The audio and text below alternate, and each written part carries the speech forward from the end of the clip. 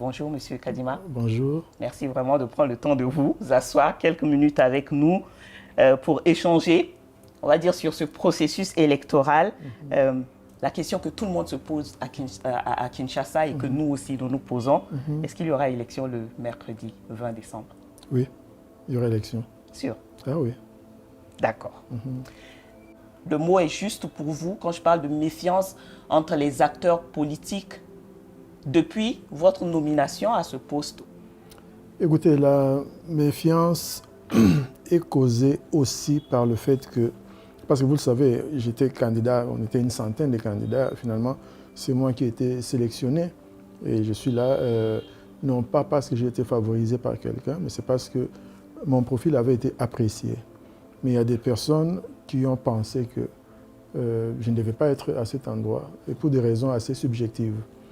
La tension qui en a découlé fait aussi partie d'une stratégie que j'ai eu à comprendre avec le temps, une stratégie qui consiste à discréditer le processus électoral, discréditer le président de la commission ainsi que l'équipe autour de lui, ainsi un peu faire la préparation de la contestation qui viendra ultérieurement.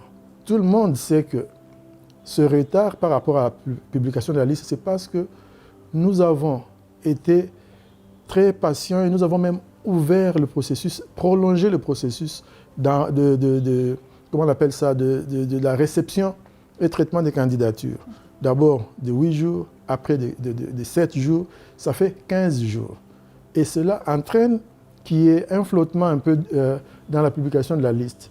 Et on présente cela comme une violation de la loi, alors qu'en prolongeant, c'est là que nous avions, entre guillemets, violé la loi en prolongeant. En leur faveur. Des milliers d'électeurs qui se retrouvent avec des cartes illisibles. Ça, c'est un problème technique qui est arrivé suite à une réaction chimique. C'est une conséquence involontaire de l'usage de la technologie thermique, qui était la moins chère. Parce qu'il faut aussi comprendre une chose, nos élections coûtent trop cher. Quand nous avons commencé l'enrôlement, nous n'avions pas assez de temps. Il y a une étape importante à laquelle nous devions passer, on appelle ça une phase pilote, durant laquelle on allait tester cette nouvelle technologie. Nous n'avons jamais eu ce temps-là. Nous sommes allés directement à grande échelle. Et les conséquences ne se sont manifestées que plus tard. Nous admettons que c'est malheureux, ça n'aurait pas dû être, parce que c'était un bon enrôlement. Nous avons enrôlé en 4 mois dans ce pays. On n'a jamais enrôlé en 4 mois. On enrôle en 12 mois, on enrôle en 16 mois. Nous avons enrôlé en 4 mois. Malheureusement, les cartes sont ce qu'elles sont. La loi dit qu'on est électeur quand votre nom est repris sur la liste des électeurs. Donc, même si votre carte est défectueuse, mais vous venez, nous allons regarder sur cette liste et il y a aussi une photo. On va vous identifier, on va vous permettre de voter. Mais si la carte est illisible, qu'on ne peut pas lire le nom et que la photo n'est pas visible, mais comment on sait que c'est bien la personne? On verra le nom que vous communiquez et comme dans la liste, il y a aussi la photo de la personne, on va l'identifier.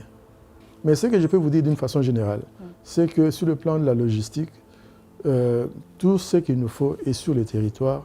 En ce moment, nous parlons, la formation a lieu, la distribution, l'acheminement de toutes sortes d'équipements se fait. Qui convoie le matériel? Non, c'est nous-mêmes. Avec des avions? Avec des avions que nous louons. Il y a pour Ituri, Nord Kivu et Sud Kivu, la MONUSCO nous assiste là. Nous avions fait une demande au chef de l'État et au gouvernement pour que nous puissions avoir des hélicoptères parce que nous sommes durant la saison pluvieuse. Il y a des endroits qui sont vraiment difficiles d'accès. Donc nous avons demandé un coup de main à notre gouvernement. Il est possible qu'il fasse quelque chose imminemment. Le 20 décembre, donc, le scrutin va se tenir. Vous nous l'assurez.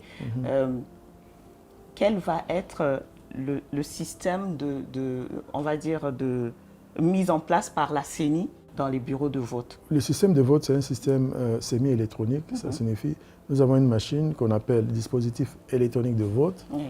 Et quand vous votez, il vous donne votre bulletin avec vos choix et vous pouvez vérifier si c'est effectivement vos choix et vous allez déposer cela dans l'urne. À la fin de la journée, la machine donne les résultats électroniques Oui. et ceux qui sont là présents avec les agents, les témoins, les observateurs participent au dépouillement manuel. À la fin, on compare les deux. Dans un bureau de vote, il n'y a que les personnes qui ont l'accréditation qui peuvent y entrer. La population peut rester dans la périphérie, peut-être, mais en tout cas pas dans le bureau de vote parce qu'il faut être accrédité pour y entrer. C'est un endroit inviolable. Qu'est-ce qui, au soir de ce 20 décembre, Monsieur Kadima, vous ferait vous dire que vous avez réussi votre mission? D'abord, on ne juge pas les élections sur base du jour de vote seulement. On juge un processus à partir de la phase préélectorale. Bien entendu, la phase électorale est très importante et la phase post-électorale. Pour moi, le fait que nous ayons enrôlé les Congolais et que nous ayons pris des dispositions pour que chacun puisse exercer son droit de vote, c'est un motif de satisfaction. Le fait que nous ayons permis à tous les Congolais en ordre de se faire candidats sans y mettre des entraves, c'est un motif de satisfaction. Évidemment, ça a une conséquence. Nous avons 100 000 candidats dans ce pays. Oui, 100 000. En 2018, il y avait 35 000 candidats. Cette fois-ci, nous en avons 100 000. C'est la taille de la population de Seychelles. Et ça, ce n'est que des candidats. Ça signifie quoi? Nous sommes satisfaits de cette inclusion, cette inclusivité, ce désir d'avoir les compétiteurs être acceptés comme candidats sans mettre sur leur route des obstacles inutiles. Le jour de vote, je serai satisfait si la participation est optimale, si tout Congolais et toute Congolaise en droit de voter peut voter et le faire librement, et évidemment, et que les résultats soient le reflet de leur volonté.